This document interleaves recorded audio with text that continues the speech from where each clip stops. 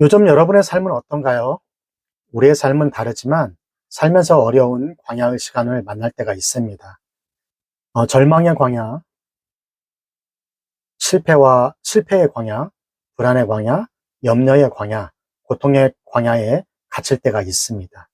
가족과 친구와의 관계로 인해, 학업과 성적으로 인해, 육체적 질병으로 인해, 삶의 어려움으로 인해 우리는 긴 터널을 걷는 심정일 때가 있습니다. 하지만 분명한 것은 광야가 무덤은 아니라는 사실입니다. 성경의 위대한 인물들은 광야라는 학교를 거친 사람들입니다. 모세의 시내 광야, 예수님께는 유대 광야, 다윗에게는 그가 10여 년 동안 돌아다니며 살았던 여러 광야가 있었습니다. 현재의 삶이 어려움을 겪는다면 광야의 길을 걸어온 성경의 믿음의 선배들을 기억하길 바랍니다. 특별히 광야를 건널 때 알아야 할 것은 하나님께서는 자신의 백성을 절대 잊지 않으신다는 것입니다. 내가 혼자라고 느낄 때가 있고 하나님께 잊혀졌다라고 생각될 때도 있지만 하나님은 한 번도 잊으시지 않고 여전히 하나님께서는 주관하고 계시고 모든 계획을 세워놓고 계시고 또한 그분의 시간표대로 이루어 가십니다. 광야는 하나님의 은혜로만 살아남을 수 있습니다. 광야를 지날 때는 황금보다 생수가 더 귀한 것입니다. 생수가 바로 하나님의 말씀입니다. 오늘 또 말씀을 통해 하나님의 소망을 주시는 줄 믿습니다. 오늘 주제는 광야에서 배우는 일용할 양식의 교훈입니다. 하나님 말씀은 출애굽기 16장 1절에서 18절 말씀입니다. 함께 읽겠습니다.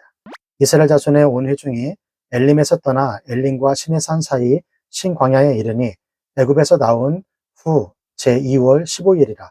이스라엘은 온 회중이 그 광야에서 모세와 아론을 원망하여 그들에게 이르되 우리가 애굽 땅에서 고기 가마 곁에 앉았던 때와 떡을 배불리 먹던 때에 여호와의 쓴 손에 죽었다면 좋았을 것을 너희가 이 광야로 우리를 인도하여 내어 이 온 회중을 줄여 죽게 하는도다.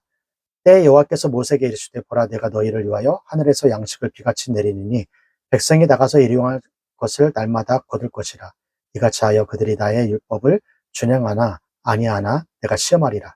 제6일에는 그들이 그 거둔 것을 예비할지니 날마다 거둔 것에 갑절이 되리라.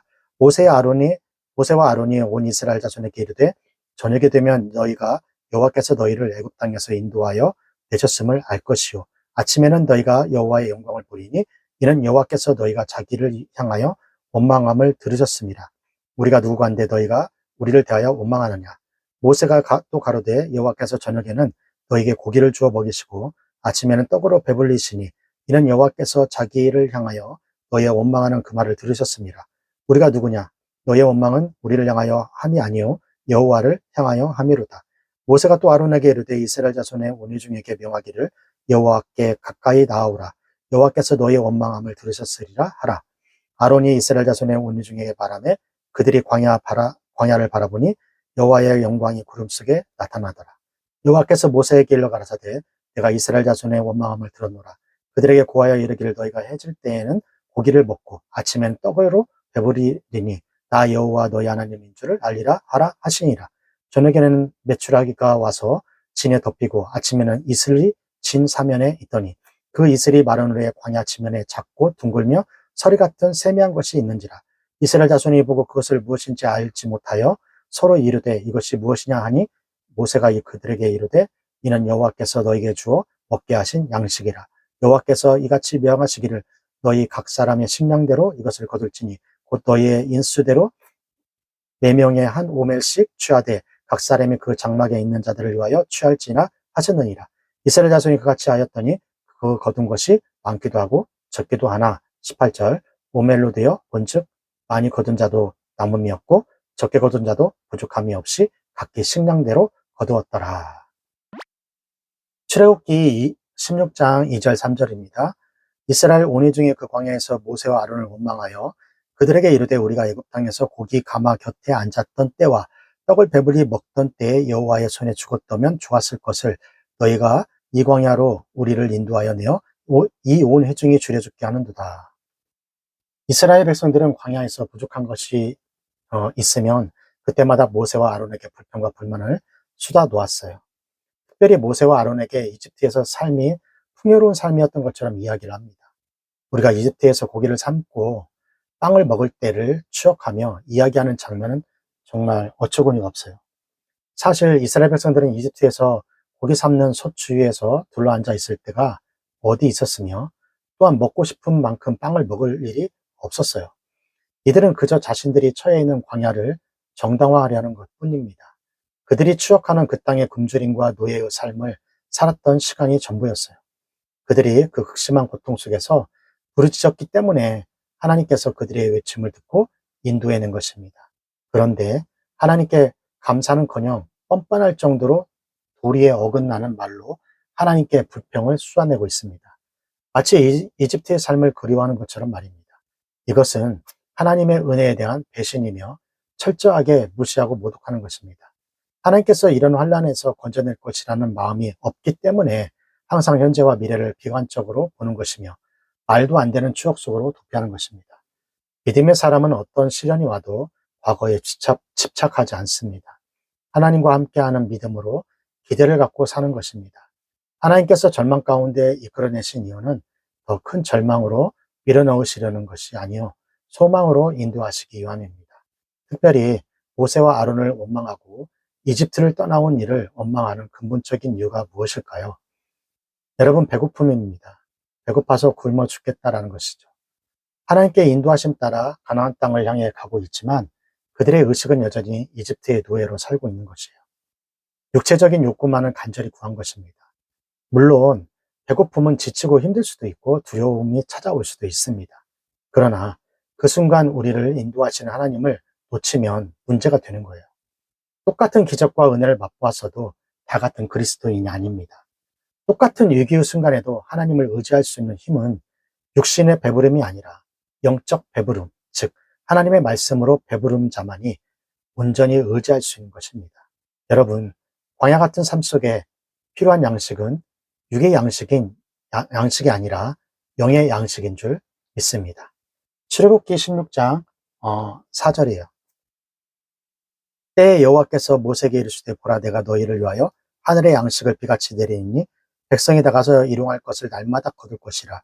이같이 하여 그들이 나의 율법을 준행하나 아니하나 내가 시험하리라.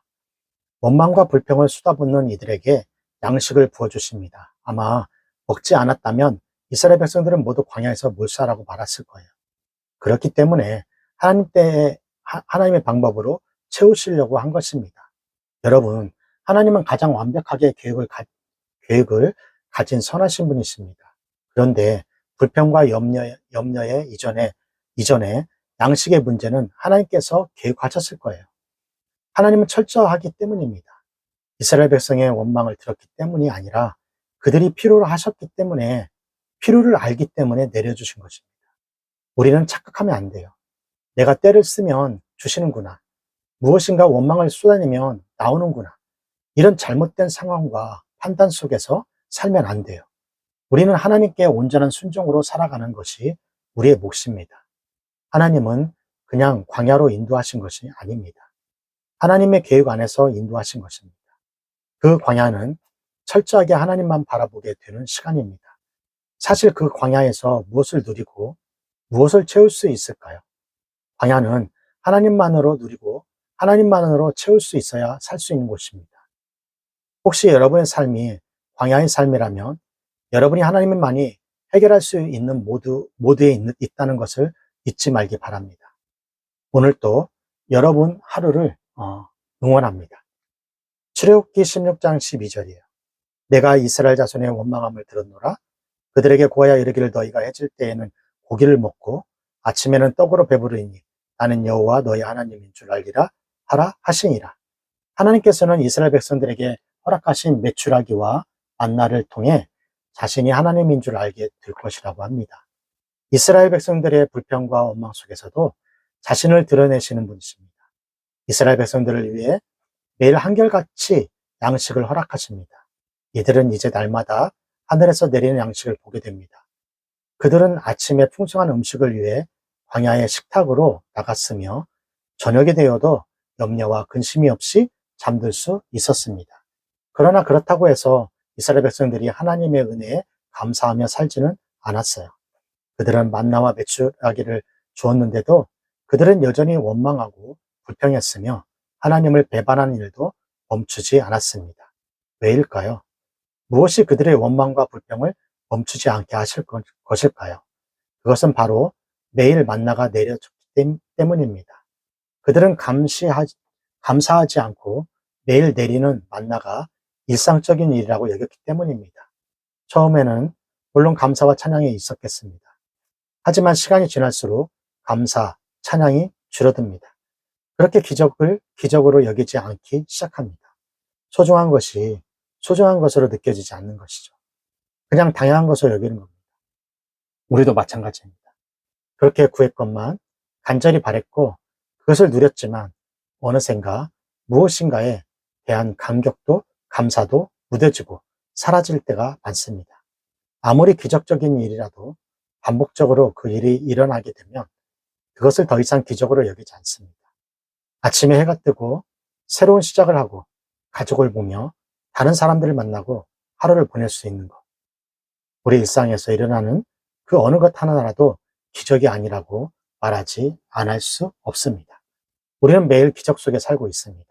즉, 매일 하나님의 은혜 가운데 살고 있는 것입니다. 자, 여기까지 출애굽기 16장 1절에서 18절까지 말씀드렸고요.